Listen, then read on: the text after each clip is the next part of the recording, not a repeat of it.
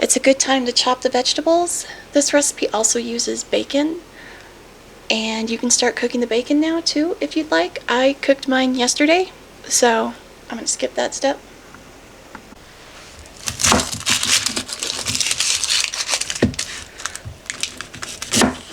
I'm going to use an entire onion, a lot of it for the gravy, and then some of it to go in the bean balls.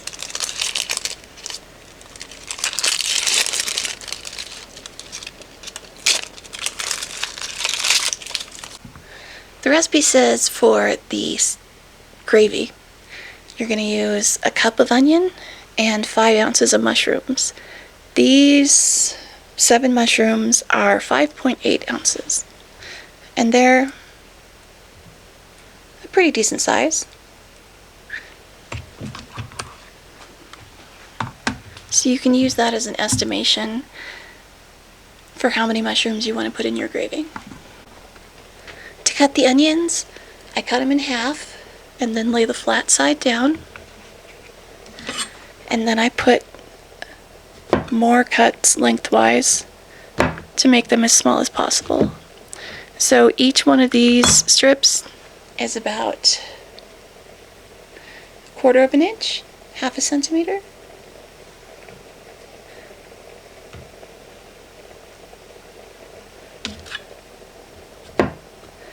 And that's one way I make sure that all of the bites are going to have something small enough for me to swallow. And then I just keep going. Little 1/2 inch cuts. They're still kind of big because they're tall. But after I do the initial cuts, I'll go back over it with the knife and try and make it as small as possible.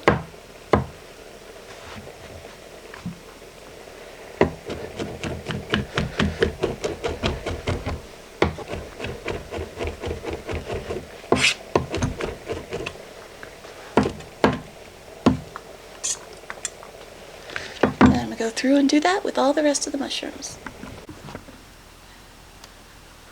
To make the gravy, we're going to use some of the bacon grease to help with the Salisbury steak flavor. I'm going to start with about a tablespoon of it. And as soon as this turns back into liquid, I'm going to put in the onions first.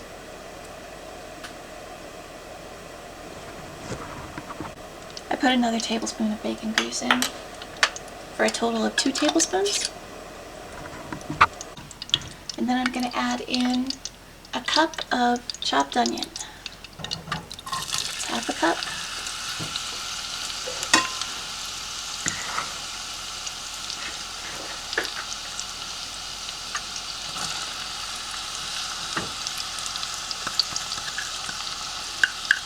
And once the onion's in, to help draw out some of the liquid, I'm going to add a little bit of salt on top.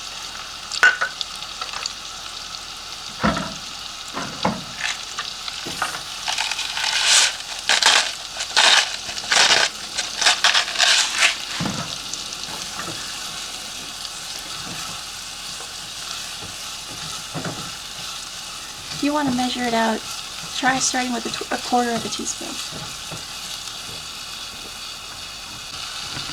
Once the onion goes from being white to being sort of see-through, translucent, then you can add in the mushrooms. And the mushrooms are going to take a lot longer to cook because they have a lot more moisture inside of them.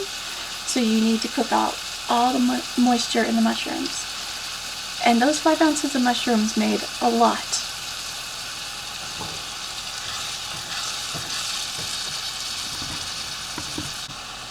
Now we're going to add in the mushrooms. When I measured it out, this is 1.5 cups of mushrooms.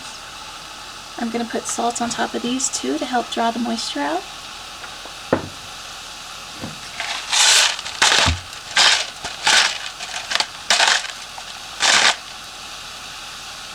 Probably another 1/4 of a teaspoon.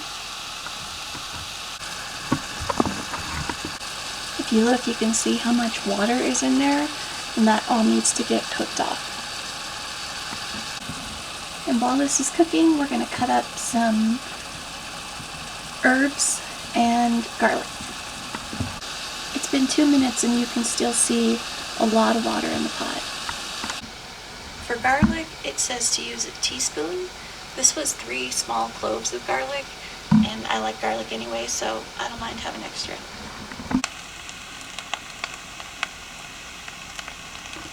That's a teaspoon of garlic and a teaspoon of fresh thyme. If you're using dried thyme, I would use 1/3 of a teaspoon.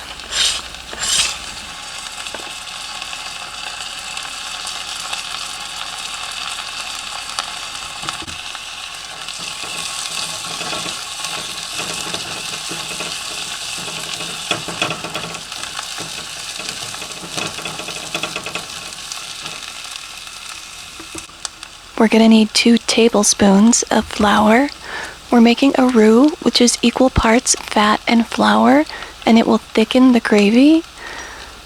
Since we put in 2 tablespoons of bacon fat, we're going to need 2 tablespoons of flour.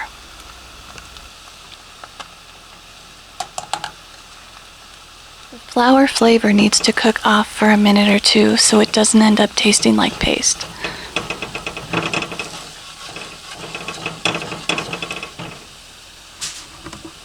A 1/2 cup of red wine. We're going to add it in and let the alcohol burn off and let the wine concentrate.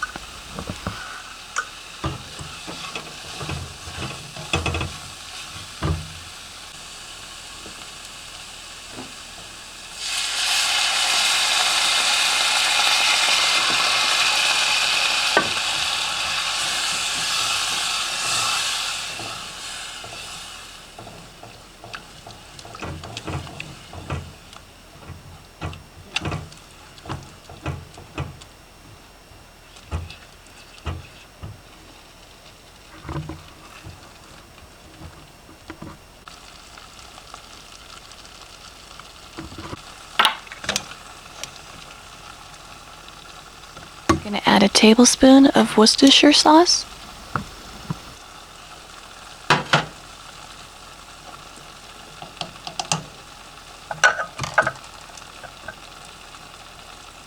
And finally, we need 1½ cups of beef broth.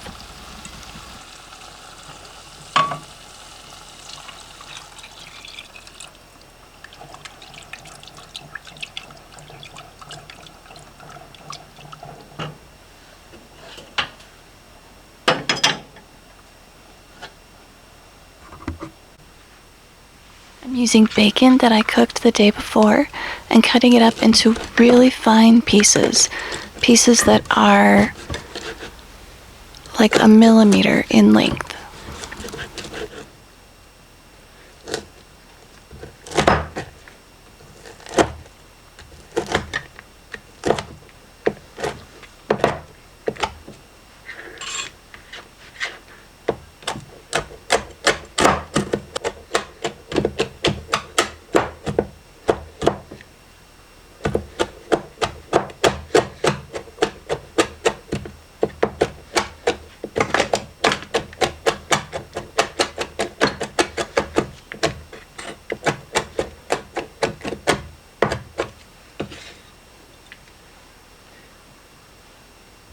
The recipe calls for a 1/2 pound of bacon.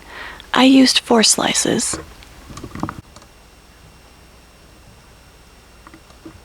Add the bacon bits into the gravy.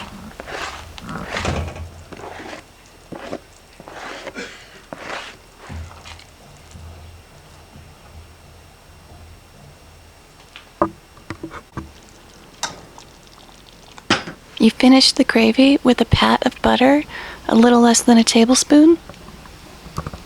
My gravy was a little thin, so you can add a second type of roux, which is a mixture of cornstarch and water, and use that to thicken the gravy if yours is too thin.